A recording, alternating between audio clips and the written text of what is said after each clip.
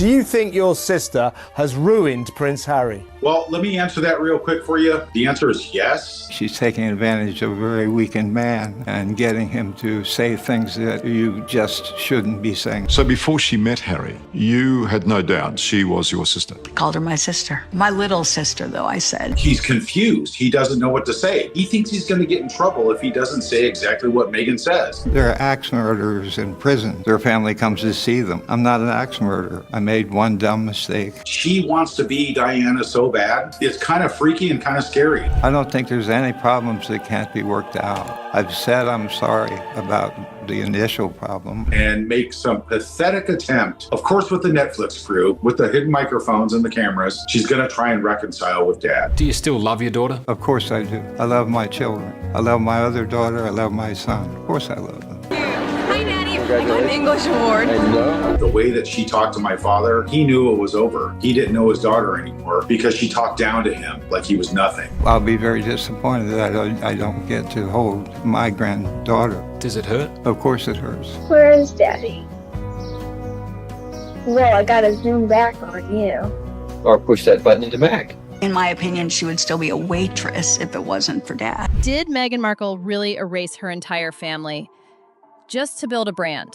Because if you ask her own brother, the answer isn't just yes, it's terrifying. Thomas Markle Jr. has finally spoken out, and what he says paints Meghan not as a misunderstood duchess, but as a cold, calculated social climber who discarded her own blood to become royalty. And Harry? According to Thomas, he's next. This isn't another gossip headline. This is a full-blown family implosion, with Netflix cameras, disappearing relatives, and a royal husband who, according to Meghan's own family, doesn't even know he's being used. Okay. Alright, am I there? I wonder. Okay, see you later. Bye-bye. Where is the little button? Okay, I gotta press the button now. Let's start with the headline, Thomas Jr. doesn't sugarcoat. She's ruined Prince Harry. Not changed him, not influenced him, ruined. In his words, Harry is no longer the man the world once admired. He's confused, cautious, afraid to speak unless Meghan scripts the lines for him.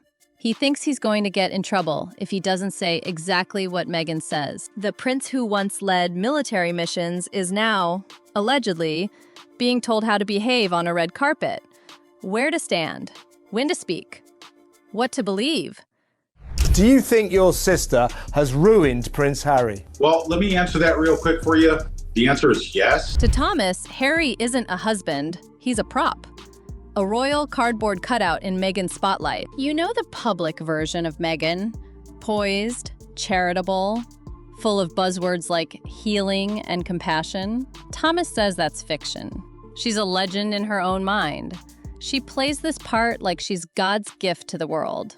Behind the curated Instagram reels and docuseries monologues, he says, is a manipulative bully who controls the narrative and discards anyone who doesn't play along. She preaches empathy, but allegedly treats her own father like a stranger. He's confused. He doesn't know what to say. He thinks he's going to get in trouble if he doesn't say exactly what Meghan says.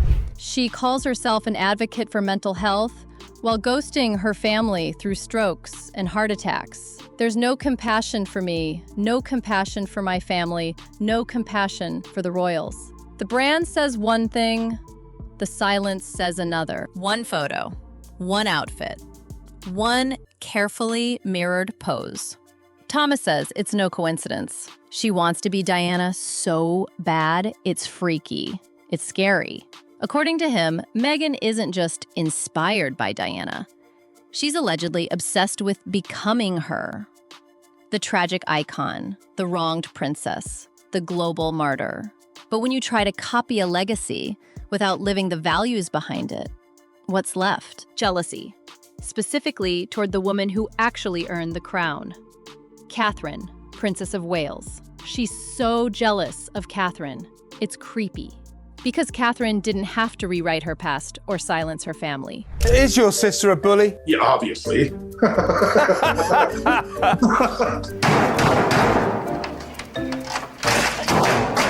She became beloved the old-fashioned way, by showing up, staying quiet, and not making it all about her. And this is where things go from awkward to aggressive. According to Thomas Jr., Meghan didn't just disrespect royal protocol. She allegedly mocked Queen Elizabeth from the beginning. He says Meghan strutted into the monarchy like she was auditioning for a role, not joining a legacy. And behind closed doors, a brutal confrontation. Meghan told the Queen to drop dead. Yes, you heard that right. And the Queen, never one to play games, allegedly told her, "Get out of my house. Forget what the press told you. Forget the Spotify interviews and the Oprah soundbites, because this part, the alleged blow-up with the Queen, that was too explosive for mainstream media to touch. It stayed buried until her own family dragged it into the light." She's a legend in her own mind. She's playing this part out like she's God's gift to the world that everybody's supposed to worship. According to her own family, the real reason they left the UK wasn't racism, press pressure, or mental health. It was ego. And the Queen had no room for it. But Meghan didn't start cutting people off with Buckingham Palace. She started at home. She says she has no family. She doesn't have a father. That's ridiculous. Thomas Jr. remembers calling her my little sister, helping her rehearse lines, sharing childhood memories. And then suddenly, she was a stranger. No calls, no visits, no warning, not even an invitation to her wedding. Thomas says this wasn't an accident. It was a calculated reboot. And what made it worse? While ghosting the man who raised her, Meghan publicly told the world, "I lost my father." One interview, one line, and just like that, he was gone.